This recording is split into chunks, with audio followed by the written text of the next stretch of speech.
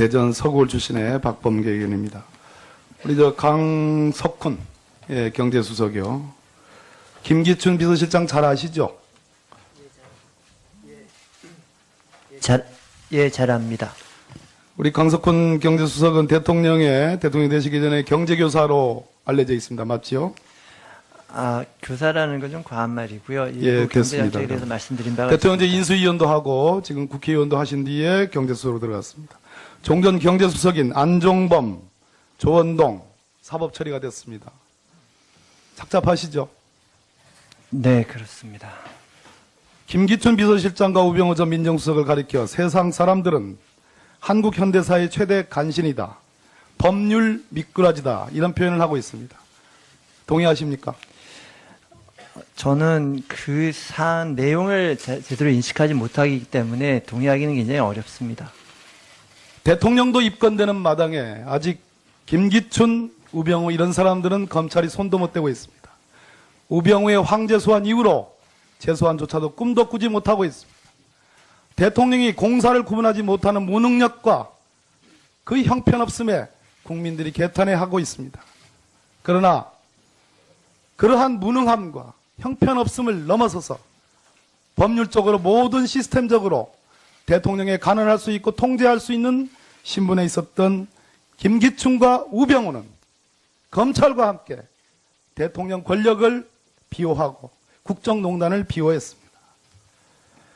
최순실과 차은택의 공소장에 박근혜 대통령은 차은택을 위해서 2015년 2월에 포레카 지분 인수를 협조해달라고 안종범 수석에게 지시합니다. 안종범 수석은 즉시 권오준 포스코 회장에게 전화해서 인수협조를 요구합니다. 2016년 2월에는 권오준 포스코 회장을 독대해서 더 블루케이를 위해서 차은택을 위해서 포스코의 배드민턴 팀 창단을 요구합니다. 도대체 대통령과 차은택의 관계는 무엇입니까? 조원동 경제수석이 검찰의 조사를 받았습니다. 권오준 포스코 회장을 세우는데 관여했다는 의혹입니다. 다른 의혹으로 지금 사법 처리가 됐습니다. 포스코 회장의 자격은 최소한 등기 이사 등의 이사와 멤버이어야 되고 포항 제철소장 등의 현장 경험이 있어야 됩니다. 정준양 그 문제를 일으켰던 회장조차도 그러한 경력이 있습니다. 포항산업과학연구원장에 불과했던 포스코 내 계열사 순위로 바닥에 해당하는 포스코 전체 상무급인 권오준이 일약 회장으로 됐습니다. 비선 실세가 관여하지 않고서는 불가능했던 겁니다. 가짜 경선쇼를 했습니다. 정동아 포스코 부회장, 김진일 전 사장, 박환영 전 사장, 오영호 코투라 사장 다 들러리로 가짜 경선쇼를 했습니다. 오형호 전 산업부 차관, 즉 코투라 사장은 박통의 해외 순방 일정길에서 김기춘 실장으로부터 경선 참여를 권유받았다고 얘기했다고 합니다. 자, 그러면 깜도 안 되고 자격도 안 되는 권오준을 포스코 회장으로 세운 외부 비서실세는 누군가?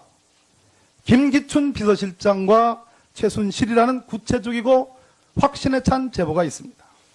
김기춘 비서실장은 조원동 경제수석에게 이것을 던집니다. 권오준이 어떻겠냐? 조원동 경제수석은 알아보니까 회장감이 아닙니다라고 말씀드립니다. 그러니까 지시하는 대로 따르라고 윽박지릅니다. 김기춘 비서실장은 최명주 포스코 기술투자사장에게 또 같은 지시를 내립니다. 한 걸음 더 나가서 권오준을 회장으로 세우는 이러한 지시가 명령이 노출되어서 안 된다고 다짐까지 받아듭니다. 김기춘 비서실장은 CEO, 포스코 내 CEO 승계 프로그램 담당 사장인 김웅규에게 또 권오준을 회장으로 세우라는 지시를 합니다. 이 김웅규 사장은 검찰이 소환조차도 하지 않은 것으로 알고 있습니다.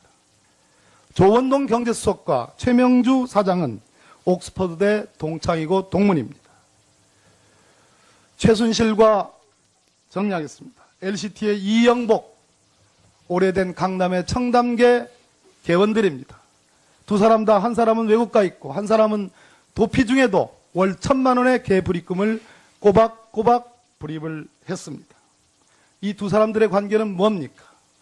김기춘, 최순실, 차은택, 포스코의 권오중, 그리고 이영복, 현기환 전 수석은 잠깐 수석한 정도에 불과하는데 간도 크게 30억짜리 수표로 뇌물을 받습니다.